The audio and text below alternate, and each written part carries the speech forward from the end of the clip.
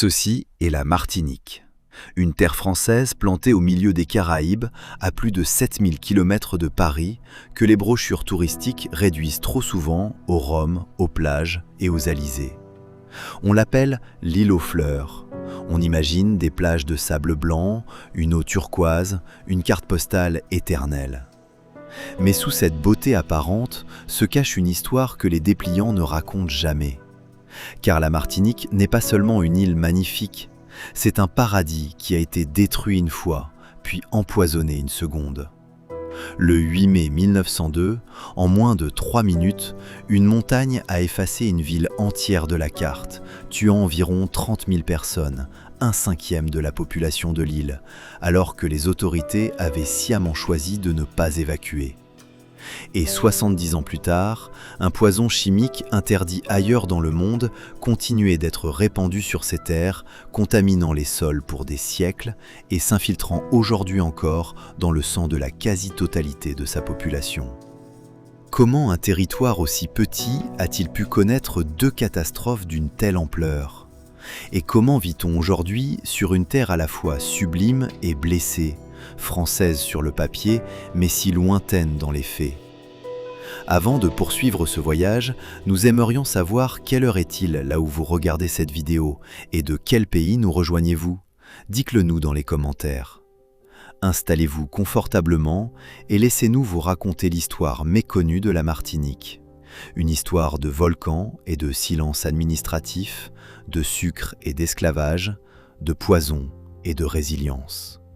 Une histoire où la nature a montré sa puissance, où les hommes ont parfois choisi le pire et où, malgré tout, des centaines de milliers de personnes continuent, chaque jour, à appeler cette île leur maison. Car derrière les paysages spectaculaires et les statistiques inquiétantes, il y a une question plus profonde que la géographie ou l'économie ne suffisent jamais à expliquer. Que signifie être français, ici, sur cette terre à la fois magnifique et abîmée? Vue depuis un avion qui s'apprête à atterrir, la Martinique ressemble à un joyau posé sur l'océan. Des collines vertes plongent dans une mer bleu turquoise, des plages de sable noir succèdent à des plages de sable blanc, et une chaleur tropicale enveloppe l'île toute l'année. C'est cette image que vendent les brochures, et elle n'est pas fausse. Mais elle n'est qu'une partie de la vérité. Car la Martinique appartient à l'arc volcanique des Petites Antilles, cette ligne de feu née de la subduction de la plaque sud-américaine sous la plaque Caraïbe. Et au nord de l'île se dresse la montagne Pelée, un stratovolcan actif culminant à 1396 mètres, point le plus élevé du territoire. Ce n'est pas une simple colline verdoyante, c'est un volcan vivant, surveillé, capable de se réveiller. Depuis 2023, elle est inscrite au patrimoine mondial de l'UNESCO, aux côtés des Pitons du Nord, reconnus pour sa beauté exceptionnelle autant que pour sa dangerosité. Voilà le premier paradoxe de la Martinique. Ce que les visiteurs viennent admirer, cette nature luxuriante, ce climat idéal, ces reliefs spectaculaires, repose entièrement sur une activité géologique qui a déjà, une fois, tout emporté. La terre qui nourrit les bananiers, qui accueille les touristes, qui abrite plus de 350 000 habitants, est aussi une terre qui a englouti une ville entière en quelques minutes. Chaque don que cette île offre semble porter en lui une contrepartie silencieuse. La fertilité des sols volcaniques a permis l'agriculture. Mais ces mêmes sols peuvent, sans prévenir, se transformer en un torrent de cendres brûlantes. Le climat tropical attire chaque année des centaines de milliers de visiteurs. Mais ce même climat expose l'île aux cyclones, aux pluies torrentielles, aux glissements de terrain. Comprendre la Martinique, ce n'est donc pas seulement admirer ses paysages. C'est accepter que sa beauté et son histoire sont indissociables, que chaque plage, chaque montagne, chaque village porte en lui la mémoire d'un passé souvent violent. Car avant d'être une destination de vacances, la Martinique fut une société construite sur une économie précise. Une économie qui allait façonner durablement son organisation sociale, ses inégalités et jusqu'à la manière dont, aujourd'hui encore, ses terres sont réparties. Pour comprendre ce qui allait se produire sur cette île, il faut d'abord comprendre comment les hommes l'ont façonnée, bien avant que la montagne ne se réveille. Tout commence avec la canne à sucre. Dès l'arrivée des colons français au XVIIe siècle, les terres fertiles de la Martinique furent transformées en immenses plantations destinées à produire du sucre pour l'Europe. Ce système économique portait un nom précis, l'économie de plantation. Son principe était simple et brutal. Exploiter massivement le foncier, concentrer les terres entre les mains d'un petit nombre de propriétaires et orienter toute la production vers l'exportation, non vers les besoins de l'île elle-même. La Martinique n'était pas pensée pour nourrir ses habitants, elle était pensée pour enrichir la métropole. Cette prospérité reposait sur une main-d'œuvre qui ne recevait aucun salaire. Des centaines de milliers d'hommes et de femmes arrachés à l'Afrique furent réduits en esclavage pour cultiver, couper et transformer la canne à sucre. Leur travail forcé fit la fortune de grandes familles de propriétaires terriens, tout comme il contribua indirectement à la richesse de ports français comme Nantes, Bordeaux ou La Rochelle, point de départ du commerce triangulaire. L'esclavage fut aboli en 1848.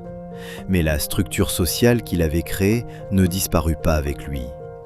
Les terres restèrent concentrées dans les mêmes familles, aujourd'hui encore appelées les Blancs créoles, qui possèdent une part considérable des surfaces agricoles de l'île. La main-d'œuvre agricole, désormais libre, continua pourtant d'être largement sous-payée. Et même après la départementalisation de 1946, qui fit de la Martinique un territoire pleinement français, ce modèle économique orienté vers l'exportation perdura. La canne à sucre céda progressivement sa place à un autre pilier agricole, mais la logique demeura identique. Au sommet de cette société coloniale florissante s'élevait une ville qui incarnait toute la puissance économique et culturelle de l'île, Saint-Pierre. Bâtie en bordure d'une rade abritée, au pied du flanc sud-ouest de la montagne Pelée, elle s'étendait sur près de 3 kilomètres. On l'appelait le Petit Paris des Antilles. Elle possédait une cathédrale, un théâtre à l'italienne, un lycée, un hôpital, une prison, une chambre de commerce, plusieurs consulats étrangers et son propre journal, Les Colonies. Son port, en réalité un simple mouillage à une centaine de mètres du rivage, accueillait des navires marchands venus du monde entier pour exporter le sucre et le rhum produits dans ses usines. Saint-Pierre n'était pas seulement la capitale économique de la Martinique. Elle en était le cœur culturel, le symbole même de sa réussite. Elle représentait tout ce que cette société coloniale avait construit en 2 siècles et demi d'histoire. Et c'est précisément cette prospérité, cette effervescence, cette confiance dans l'avenir qui rendra la catastrophe à venir plus difficile encore à concevoir. Car au-dessus de cette ville flamboyante se dressait une montagne que les premiers habitants caraïbes avaient surnommée, avec une prudence que l'histoire allait confirmer, la montagne de feu. En 1889, la montagne Pelée donne ses premiers signes de réveil. Des fumerolles intermittentes apparaissent dans son cratère, l'étang sec. Les Martiniquais, habitués aux caprices occasionnels du volcan, n'y prêtent guère attention.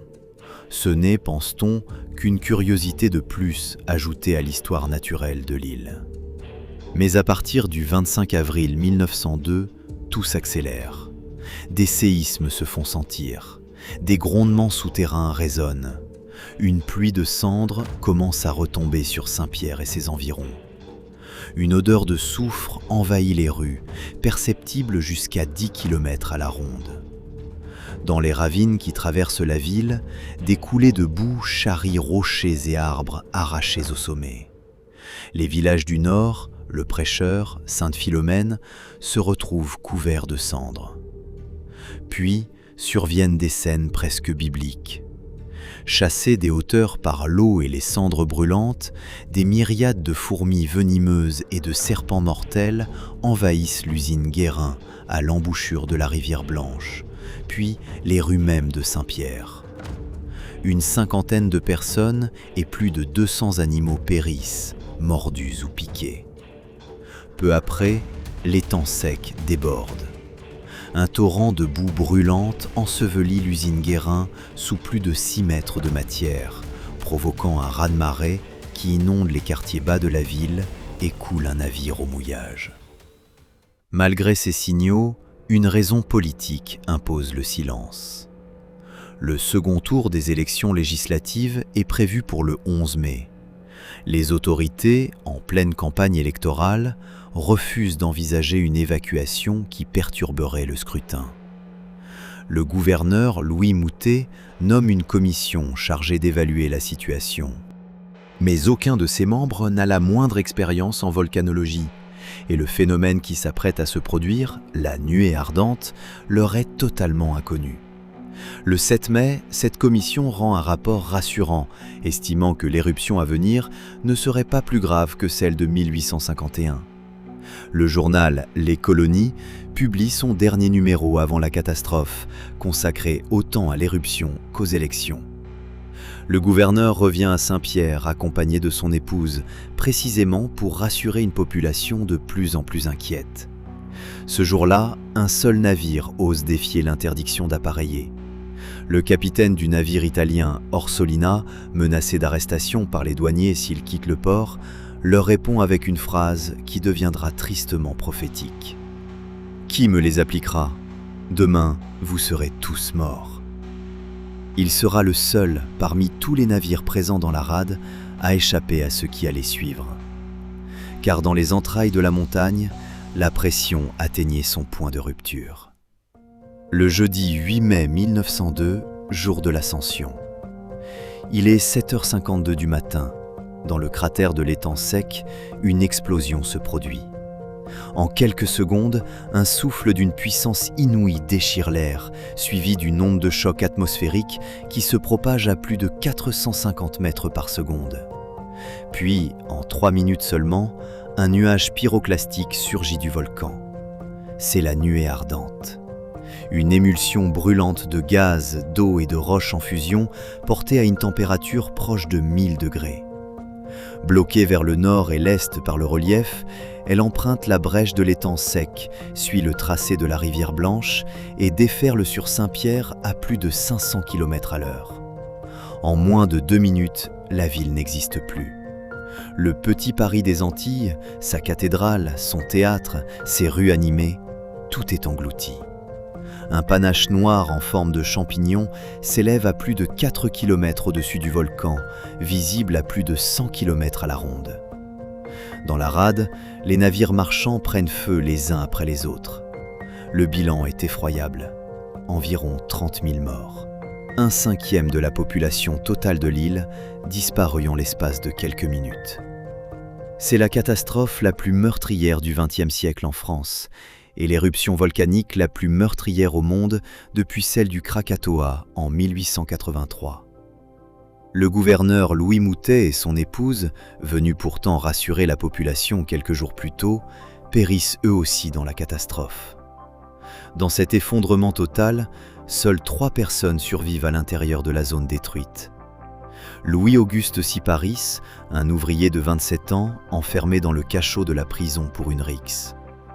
Les murs épais de sa cellule, dont l'unique ouverture se trouvait à l'opposé du volcan, lui sauvent la vie. Extrait des ruines 3 jours plus tard, horriblement brûlé, il survit, est gracié et devient malgré lui une célébrité. Le cirque Barnum l'engage pour une tournée aux États-Unis où on le présente comme l'homme qui a vécu le jour du jugement dernier.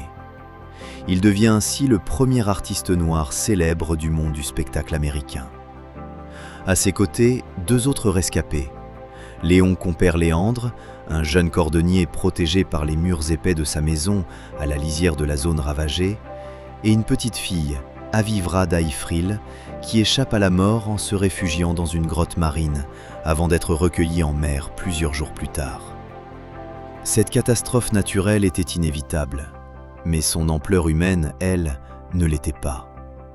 Elle fut le résultat d'un choix politique, celui de préserver un calendrier électoral plutôt que des vies humaines. Saint-Pierre, autrefois si flamboyante, ne retrouverait jamais son éclat d'antan. Dans les jours qui suivent la catastrophe, environ 22 000 rescapés des communes environnantes affluent vers Fort-de-France, alors simple chef-lieu administratif. La ville, dépassée, ne peut offrir que dénuement et insécurité.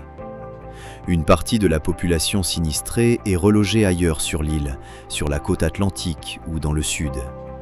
D'autres quittent définitivement la Martinique pour la Guadeloupe, la Guyane, le Venezuela ou même le Panama. Saint-Pierre, autrefois capitale économique et culturelle, ne redevient qu'un modeste village agricole. Fort-de-France, elle, s'impose désormais comme la ville principale de l'île, une position qu'elle n'abandonnera plus jamais. Face à l'ampleur du désastre, l'aide internationale s'organise. Les États-Unis, les plus proches, envoient les premiers secours. Le Royaume-Uni, l'Italie, l'Allemagne, les Pays-Bas et la Russie contribuent également à cet élan de solidarité. Mais au-delà des ruines et du deuil, cette tragédie allait produire un effet inattendu, la naissance d'une science. Avant 1902, la volcanologie n'était qu'une branche mineure et marginale de la géologie. Des chercheurs venus du monde entier, Heilprin, Ovey, Jaggard et surtout le français Alfred Lacroix, se rendent sur place pour observer, mesurer, comprendre. Lacroix assiste lui-même à plusieurs nuées ardentes dans les mois suivants et en livre la première description scientifique rigoureuse jamais publiée pour le grand public. C'est lui qui invente les termes désormais universels d'éruption péléenne et de nuée ardente en hommage à ce volcan qui venait de tout leur enseigner. Cette leçon, tirée dans la douleur, allait un jour sauver des vies. Lorsque la montagne Pelée entre à nouveau en éruption entre 1929 et 1932, les autorités cette fois évacuent l'ensemble de la population du nord de l'île. Résultat, aucune victime. La mémoire du désastre avait, pour une fois, primé sur l'aveuglement. Mais l'île, à peine relevée de ses cendres, allait bientôt affronter une seconde menace. Une menace silencieuse, invisible, qui ne viendrait pas de la montagne, mais des champs eux-mêmes. Après la canne à sucre, un nouveau pilier agricole s'impose progressivement en Martinique, la banane. Comme le sucre avant elle, cette culture reste tournée vers l'exportation, les terres restent concentrées entre les mêmes mains, et l'économie de l'île continue de dépendre presque entièrement d'un seul produit destiné à l'Hexagone. Mais cette monoculture porte en elle une fragilité. Un insecte minuscule, le charançon du bananier, s'attaque aux racines des plants et menace toute la filière. Pour lutter contre lui, une molécule chimique est mise au point aux États-Unis, la chlordécone. Or, dès la fin des années 1960, la Commission française des toxiques refuse par 2 fois d'homologuer ce produit en raison de sa toxicité avérée. Pourtant, en 1972, sous une autorisation provisoire censée durer 1 an seulement, la chlordécone est finalement mise sur le marché français. Cette autorisation sera reconduite année après année pendant plus de 2 décennies. Au milieu des années 1970, un scandale éclate pourtant aux États-Unis. Dans l'usine où est fabriqué ce pesticide, en Virginie, des ouvriers développent de graves troubles neurologiques. Les analyses révèlent une contamination massive de l'environnement local. Dès 1975, les États-Unis interdisent purement et simplement la production et l'utilisation de la chlordécone sur leur territoire. En 1979, l'Organisation mondiale de la santé la classe comme cancérigène possible. Malgré ces alertes internationales, la Martinique continuera d'utiliser ce pesticide pendant près de 20 ans encore, jusqu'en 1993, à travers des dérogations successives obtenues sous la pression des grands planteurs au nom de la préservation de la filière bananière. La chimie de cette molécule explique sa dangerosité durable. La chlordécone se fixe intensément au sol et ne se dégrade que très lentement sur plusieurs siècles. Elle contamine les nappes phréatiques, les rivières, puis le littoral. Elle ne remonte cependant pas dans la sève des plantes, ce qui signifie que la banane elle-même reste indemne. Mais les légumes racines qui poussent dans cette même terre, l'igname, la patate douce, le dachine, absorbent le poison directement. Les poissons de rivière, les crustacés et même les œufs issus des élevages familiaux situés en zone contaminée emportent également la trace. Les conséquences sanitaires sont considérables. Selon les études Canaries menées par Santé publique France, la chlordécone est détectée dans le sang de plus de 90% de la population martiniquaise et guadeloupéenne. La Martinique affiche aujourd'hui l'un des taux de cancer de la prostate les plus élevés au monde. Des liens ont également été établis avec des naissances prématurées et des retards dans le développement des enfants exposés avant leur naissance. En 2021, l'Agence nationale de sécurité sanitaire a officiellement reconnu une relation causale probable entre l'exposition à la chlordécone et le cancer de la prostate, désormais reconnu comme maladie professionnelle. Pendant des décennies, ce poison a coulé en silence dans les rivières de l'île, ignoré, minimisé, toléré. Il faudra encore attendre longtemps avant que l'ampleur réelle de ce scandale n'éclate publiquement. Il faudra attendre le tournant des années 2000 pour que la vérité commence à émerger. Autour de 1999, des analyses révèlent une contamination inquiétante de l'eau potable. En 2002, des patates douces cultivées en Martinique sont bloquées à la douane de Dunkerque, jugées impropres à la consommation. L'affaire fait la une de la presse nationale. Un livre publié en 2007, puis les propos retentissants d'un cancérologue comparant ce scandale à celui du sang contaminé, achèvent de porter l'affaire sur la scène publique. En 2018, lors d'un déplacement en Martinique, le président de la République reconnaît officiellement les faits.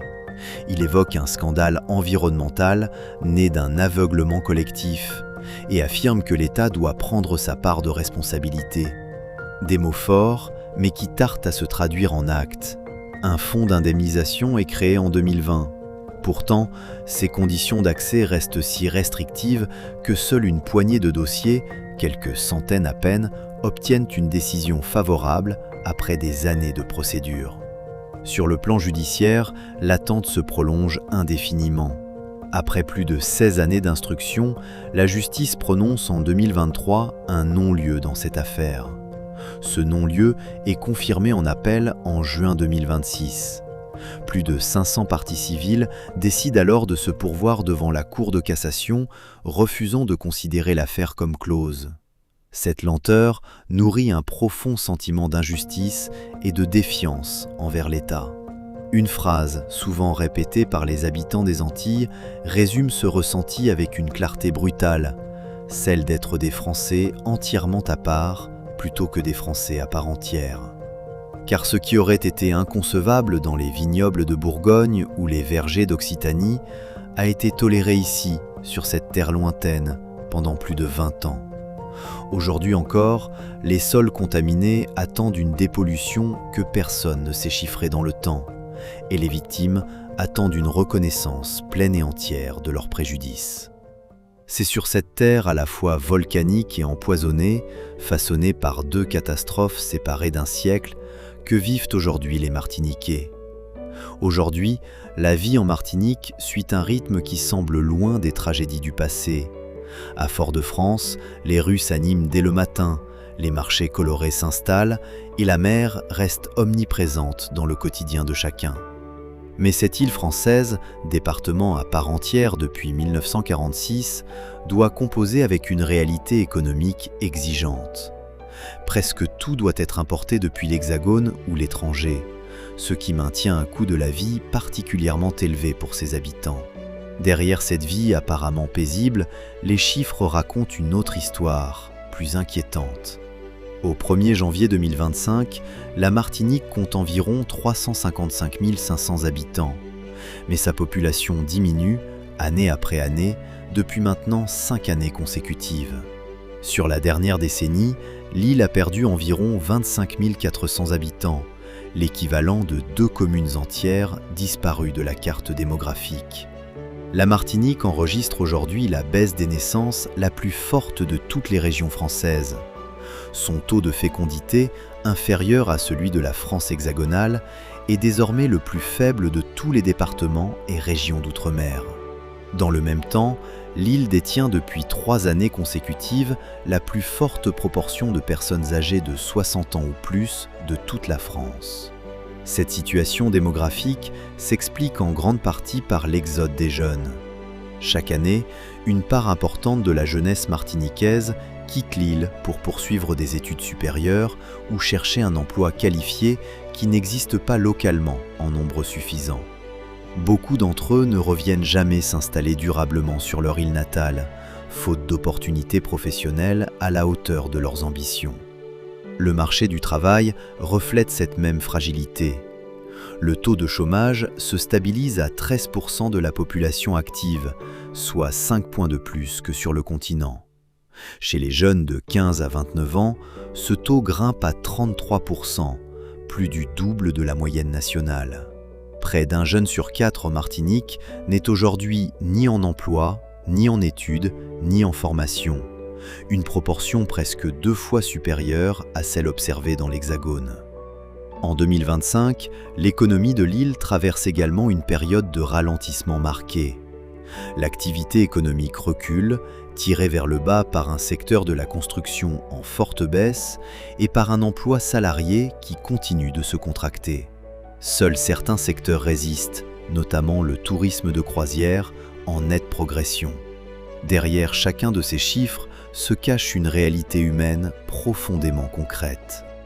Ce sont des familles qui s'amenuisent, des écoles qui perdent leurs élèves, des villages qui vieillissent doucement sous le soleil des Antilles.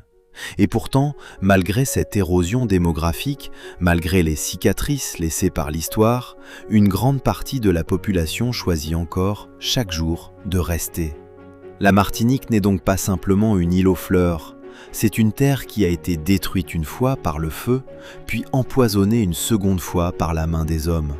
Une terre française et pourtant si lointaine, où l'on porte une nationalité entière, tout en vivant parfois comme des citoyens à part. Être français ici, c'est habiter un territoire d'une beauté presque insolente, tout en portant le poids d'une histoire que la métropole ignore trop souvent. C'est aimer une île dont les sols cachent encore, sous leur apparente fertilité, les traces silencieuses d'un poison qui mettra des siècles à disparaître. Pour ceux qui sont nés ici, la Martinique n'a jamais été une carte postale. C'est le chemin de l'école de leur enfance, les après-midi tranquilles au bord de l'eau, les maisons familiales qui ont traversé sans jamais s'effondrer l'éruption d'un volcan et la lente contamination d'une terre entière. C'est une mémoire vivante, transmise de génération en génération, faite à la fois de fierté et de blessures. Car la valeur d'un lieu ne se mesure jamais à sa taille, ni même aux catastrophes qu'il a traversées. Elle se mesure à la manière dont ses habitants continuent, malgré tout, à l'aimer, à le protéger et à l'appeler leur maison. C'est exactement ce que font chaque jour des centaines de milliers de Martiniquais. Non pas parce que leur île est parfaite, mais parce qu'elle reste, malgré ses cendres et son poison, profondément la leur. Notre voyage en Martinique s'achève ici. Merci d'avoir pris le temps de découvrir cette île à l'histoire aussi fascinante que douloureuse. Abonnez-vous à la chaîne et continuez avec nous à explorer les lieux les plus extraordinaires de notre monde.